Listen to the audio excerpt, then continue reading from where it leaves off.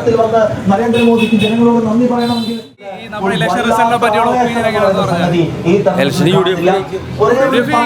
കേന്ദ്രത്തിൽ ബിജെപിനെ വരുള്ളൂ. അതെ, സ്വീകരിക്കുന്നത് നമ്മുടെ കേരളത്തിനെ രക്ഷിക്കാൻ, പക്ഷേ കേന്ദ്രത്തിൽ രക്ഷിക്കാൻ പറ്റിയില്ല.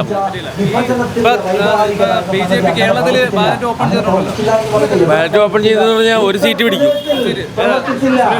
സുരേഷ് ഗോപിയുടെ സീറ്റ് പിടിക്കും. കാരണം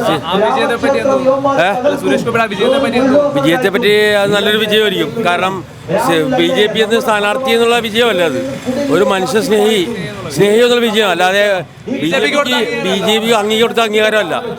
കേരളത്തിൽ നിന്ന് സുരേഷ് ഗോപി കിട്ടിയത് ഒരു അംഗീകാരമാണ്. അയാൾ ഒരു മാനുഷിക പരിഗണന അയാൾക്ക് കൊടുത്തിട്ടുണ്ട്. എൽ ഡി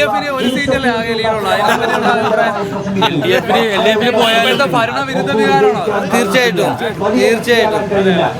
കാരണം ഈ എൽ ഡി എഫ് വളരെ മോശം പ്രകടനം ഇവിടെ കാഴ്ചവെച്ചിരിക്കുന്നു. അപ്പൊ അതിന്റെ ഭരണവികാരമാണ് ഈ കാണുന്നത്. ചേട്ടാ, ഇപ്പോൾ ഇലക്ഷൻ റിസൾട്ടൊക്കെ രാവിലെ തൊട്ട് കണ്ടോ? നമ്മുടെ പ്രവചനം മുഴുവൻ തെറ്റിപ്പോയി. കാരണം ആൾക്കാരുടെ എല്ലാം ഒരു അട്ടിമറിയാണ്. സുരേഷ് ഗോപിക്ക് ഇത്രയും വോട്ട് കിട്ടുമെന്ന് ഒരിക്കലും വിചാരിച്ചില്ല. ഞാൻ വെച്ച് കുറച്ച് ഇത് കിട്ടിയേക്കും, ലീഡ് കിട്ടിയ കുറച്ച് സീറ്റ് വോട്ട് കിട്ടിയേക്കും, പക്ഷേ ഇങ്ങനെ വരുമെന്ന് വിചാരിച്ചില്ല.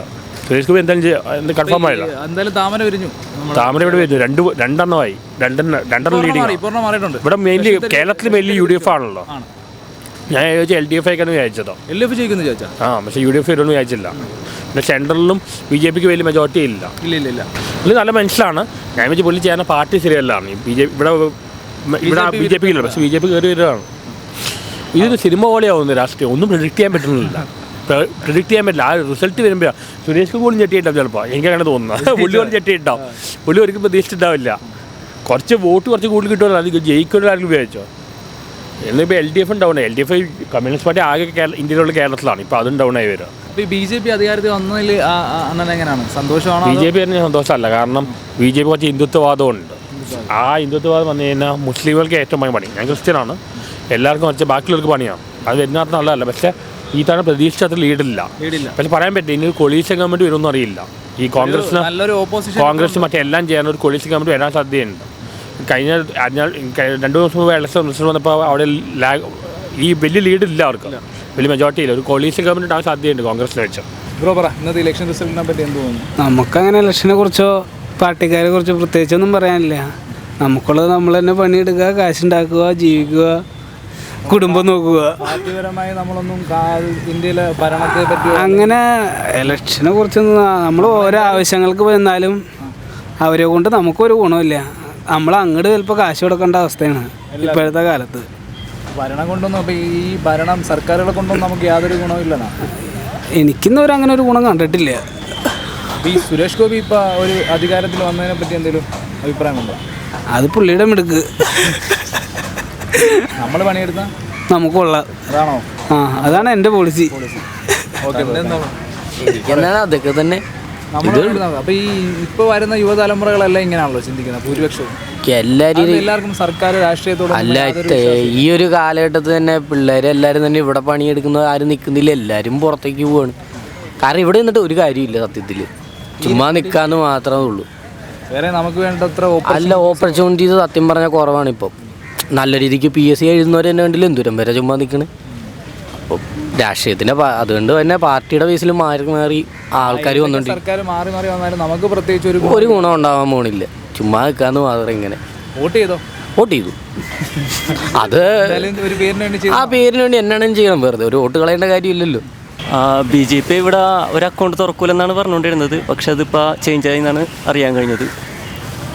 എൻ്റെ വ്യക്തിപരമായിട്ടുള്ള ഒരു ഇതിൽ സുരേഷ് ഗോപി നല്ലൊരു മനുഷ്യനാണ്. അദ്ദേഹം ഒരുപാട് നല്ല കാര്യങ്ങൾ ചെയ്യുന്നുണ്ട്. അപ്പോൾ നമ്മൾ പാർട്ടി നോക്കാതെ ആളുകൾ വോട്ട് ചെയ്തതിൻ്റെ ഫലമാണ് അവിടെ കണ്ടതെന്നാണ്. അതെ, ആൾക്കാർ മാറി ചിന്തിച്ച് തുടങ്ങിയിട്ടുണ്ടാവും. നമുക്കൊന്ന് ഇതൊക്കെ ഒരു ടെസ്റ്റാണല്ലോ. ഈ അദ്ദേഹം റെഡിയാവുമായിരിക്കും.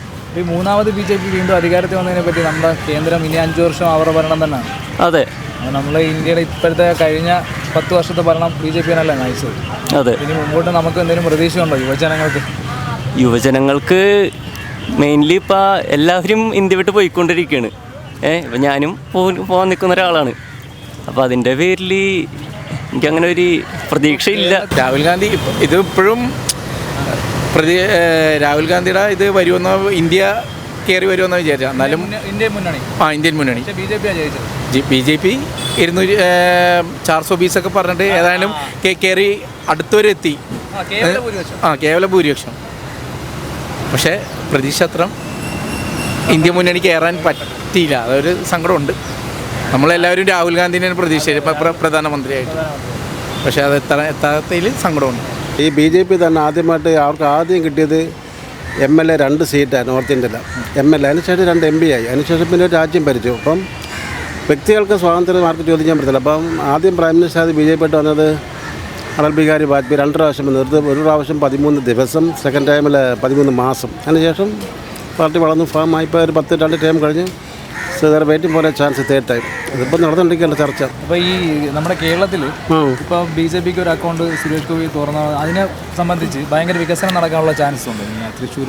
വികസനം വ്യക്തിപരമായിട്ട് എൻ്റെ അഭിപ്രായം പറയുകയാണെങ്കിൽ സുരേഷ് ഗോപി എന്ന് പറഞ്ഞ വ്യക്തി ഒരു കാര്യക്ഷമതയും നീതിബോധമുള്ളൊരു വ്യക്തിയാണ്. അത് ഈ BJPയുടെ പാർട്ടി കൊണ്ട് മാത്രം ജയിച്ചല്ല, ഈസ് കേപ്പബിൾ.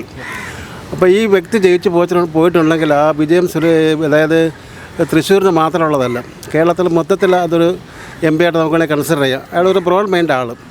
അപ്പോൾ അതുകൊണ്ട് ആ ഒരു വിജയവും ഇപ്പോൾ BJP സെൻറ്ററിൽ ഫാം ചെയ്തെങ്കിൽ ഹീൽ ബി ക്യാബിനറ്റ് റാങ്കുള്ള മിനിസ്റ്ററാണ്. അത് ഫുള്ളി കൺഫേംഡ് ആണത്.